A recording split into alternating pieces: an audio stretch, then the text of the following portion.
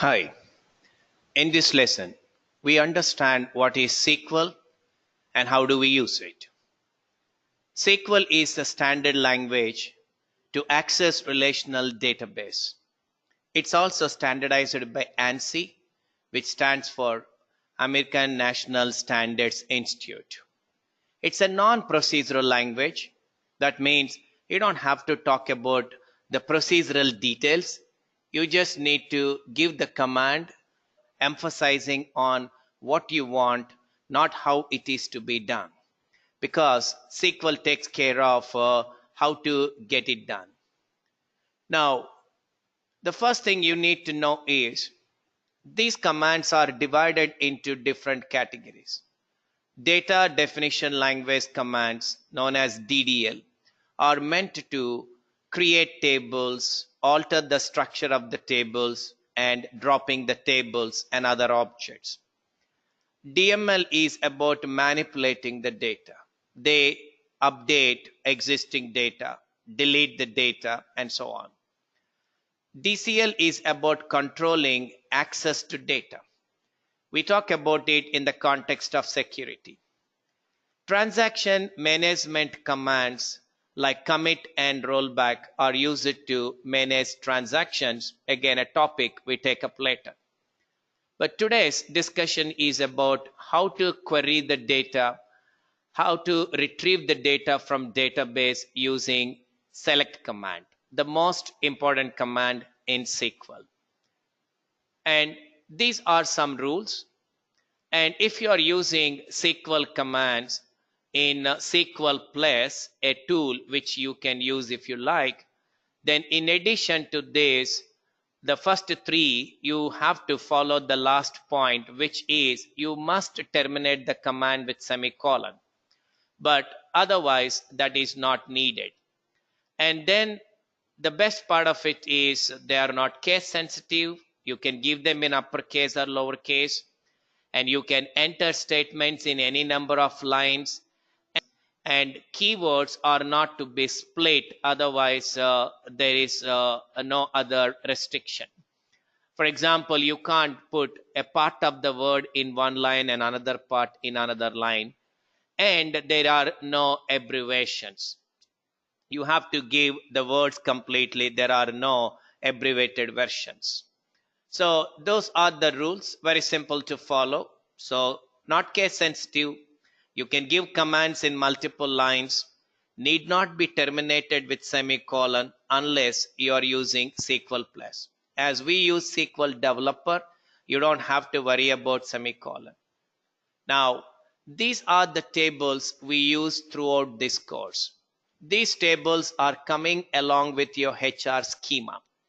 And these tables represent the data about employees, departments, jobs, and the history of jobs done by employees. And this is a diagram which clearly indicates the relationship between tables, and we call it as ER diagram, entity relationship diagram. And if you see departments table and locations table, they have one is to many relationship. And this is what you see. This indicates that we have one is to many relationship. And then similarly, you see a lot of one is to many relationships between departments and employees, and also between countries and locations. There are cases where you have one is to many relationship between departments and employees, and also employees is having relationship back with the departments. So we will see more about that little later.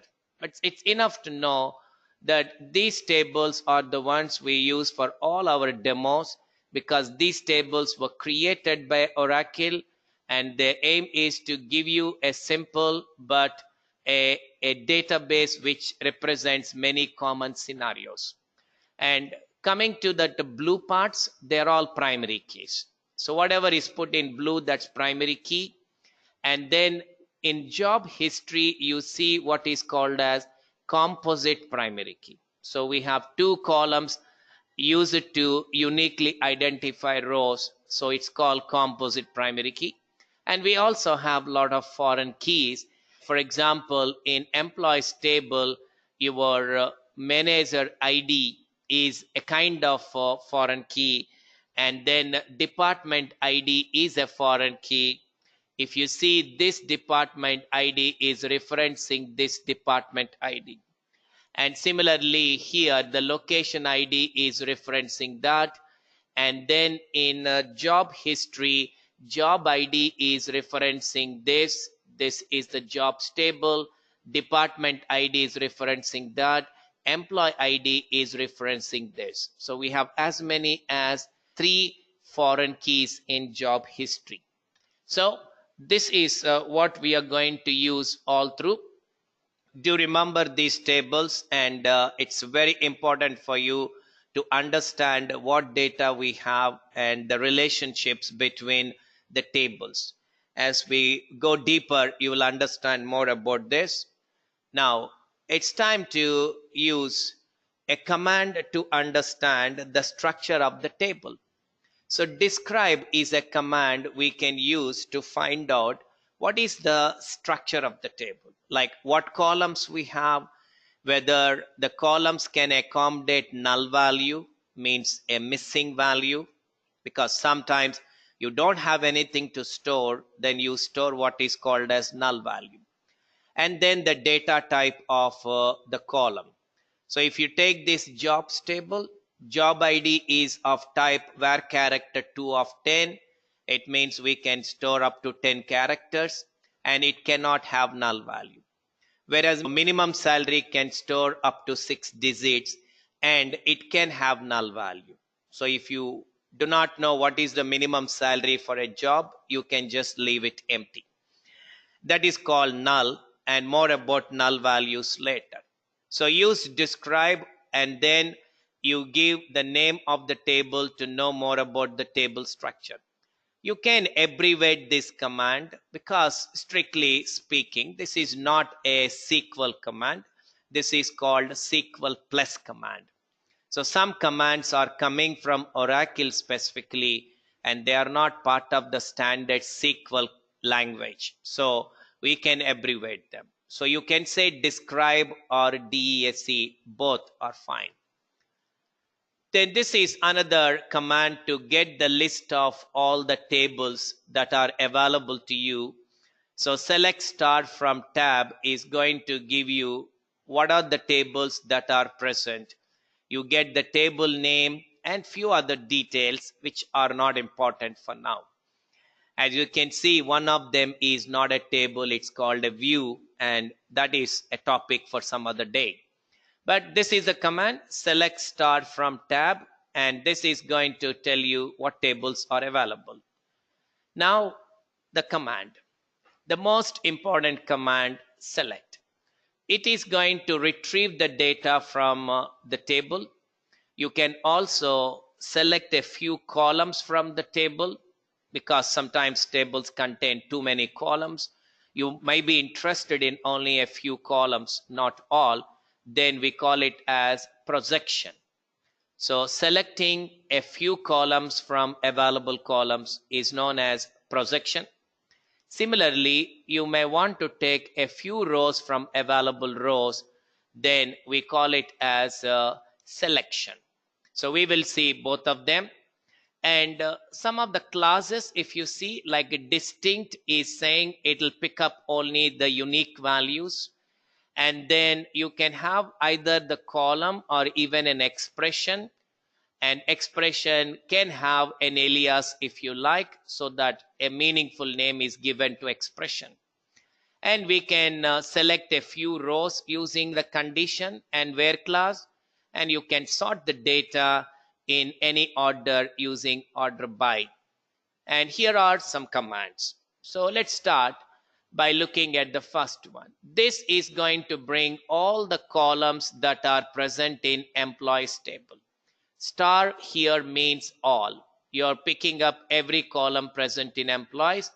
As we are not talking about where clause, we take all the rows present in employees table. This is what we call as projection. We are selecting only a few columns from the available columns, but you got to know the names of the columns. And relational model is where you refer to columns not by the position but by the name. So this is how you select two columns from available columns. And this is also the same, but the new thing is this. This is where I'm giving an alias to this column. So in the output, you're going to see name, not first name. This is going to be the column heading. And then the next one is to get only unique job IDs, not all. Because multiple employees might be doing the same job, but we get only unique because we are giving distinct. And then these two are to be concatenated. This is the symbol for concatenation, two pipe symbols. So I want to put first name, then concatenate that with a space, and then concatenate that with last name. So you're going to get first name, a space, and last name. This is how you can concatenate. So those are some of the examples. And these are the operators you can use. If you're planning to use any arithmetic calculations, then you need to use these operators. So star, slash, plus, minus, you might be aware of that. The only thing that is missing is a percentage, which is typically found in many languages, but it's not available, so you can't use this. And these are the standard relational operators. Single equal to check whether two values are equal, and this is about not equal to, and the rest are pretty self-explanatory. These are called logical operators. They are used to combine conditions. So let's look at some examples. To start with, here we are. The first one is about an expression. I'm calculating 50% of salary, that becomes the bonus. So first name and bonus will be the headings, and this is going to be the expression from where the value is derived. And the second one is where we subtract the minimum salary from maximum salary in jobs table, and we call that as difference. This is again the alias. And this is about selection. We started selecting a few rows from available rows. So I say take only those employees where salary is greater than 5,000. So it will select only a few rows, and also it is displaying only first name. The same here, but we are just extending it by saying department ID should be 100 and salary should be less than 10,000. So we get only those employees where this condition is true as well as this is true, because we are using AND to join the conditions. So those are the commands to understand how to use where. And then you have some more special operators that are called SQL operators. And these operators are very widely used. So let's look at them. Between and is straightforward. It is used to compare whether a value is in between the given range. So I want to get employees where the salary is between 10,000 and 15,000, inclusive of 10,000 and 15,000. And the next one is where I'm using in. So I want to know whether the department of the employee is 10, 20, or 30. If department ID is in any of these values, the condition is true. And then the last one here is about null. These two are related to null. And we will discuss a little more about null, but to understand this, all that you need to remember is null indicates a value that is not present, not available, not known. So if phone number is containing null value, then I'm interested. And just a slightly different one is when phone number is not null. So if there is something in phone number, then we are interested. So those are the operators. And then the like operator is another very useful operator. This is where we put it like this. I want all the employees where the first name of the employee is matching this pattern. So like followed by the pattern. The pattern can use two special characters. Percentage means anything. Underscore means only one character. So this says, take out all the employees where the first name is starting with S, and be aware it's always case sensitive. So it is uppercase S. And in this case, we are taking all the names where S is present in the name. We are looking for employees where the first name contains S. And here we are looking for the names where the second letter is S, first letter can be anything. And underscore indicates that position can be taken by any character. Second character must be S, that to small s, and the rest can be anything. Like that, we need to form the pattern based on our requirement.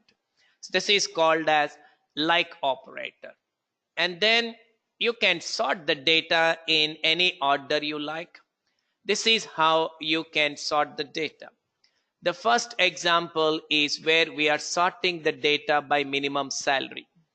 The second example is where we sort the data by difference, which points to the alias, which represents the difference between minimum and maximum salary.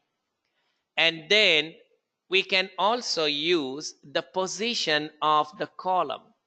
So order by 2 means you are saying take the second column selected and sort it by that. So we are going to take everything and then sort it by the second column. Remember, second column of the selected columns. So these are the selected columns, not the columns in the table. You may have 10 columns in the table. It doesn't consider them. It considers only what is selected. Second column among the columns you selected. And this example is where you can sort by more than one column. That means first everything is sorted by job ID, and within the job ID, because you may have 2 or more employees with the same job ID, and within that there will be further sorting by salary. So first sort by job ID, then within that sort by salary. Of course, this makes sense provided job ID is repeated. Only within those multiple rows, further sorting is done by salary, and this is about descending order. Default is ascending, but you can sort even in descending order. So those are some examples of select command, which is of course the most important. And now, before we conclude this, let me demo a few things. Let's go to our SQL developer. So this is where we give those commands. So if I want to get the details of jobs, just type that, select start from jobs and go run it. And it's going to display all the jobs like this. And then if you say you want only those jobs where the minimum salary is greater than 10,000 rupees, then give that and then click on this. Well, it could be 10,000 in the currency of your country or whatever. So minimum salary is greater than 10,000. Only 2 rows are selected. If I'm not interested in all, I want only the job titles to be selected, I can go for job title, and I can also call it as title if I like. Now go ahead and run, and you can see the heading of the column is title. And we are selecting only the job title. So this is an example for what we call as projection plus selection. You are selecting few rows and you are selecting a few columns. If you want to sort the data by an order, you can say sort by one, and then the data will be sorted by job title. And I'll just change this to 5000 to include more rows. Go ahead, run, and you can see all these job titles are arranged in the ascending order. And for any reason, if you want to sort them in descending order, you can say DESC. Same thing will be in the descending order. A comes last, S comes first. And these are the simple things. But if you say, for example, you want all the titles where the title contains manager, you can put it like this: job title like percentage manager percentage. This is going to get you all the jobs where the title is containing manager, because before that we can have anything, after that you can have anything. Just go ahead, and this is what you get. And also you can display all the jobs where the minimum salary is not known to us, so we can say minimum salary is null. Well, if you don't get anything, that's fine. That means there is no row where minimum salary is null. So these are the commands, and we discussed about more commands here. So in this lesson, we got started with SQL. So we understood SQL commands are divided into categories like DDL, DML, DCL, queries, and transaction control commands. HR schema is very important. Please focus on that. It's simple to understand, and we use this all through this course. So I want you to get comfortable with that. Describe command is going to display the structure of the table, and you can list all the tables using select star from tab. Tab is a special entity, and it's called a data dictionary. We'll see more about that later. Select command is obviously the most frequently used command, and we will see a lot of it. There's so much involved in select. It is just tip of the iceberg at this point. Then we have operators. We looked at them, some special operators, and then we understood how we can sort the data by using order by class. So those are the things I want you to understand at this point. So this lesson is all about getting you started with SQL, and more about SQL will be discussed all through. So enjoy your learning, get started, and keep going.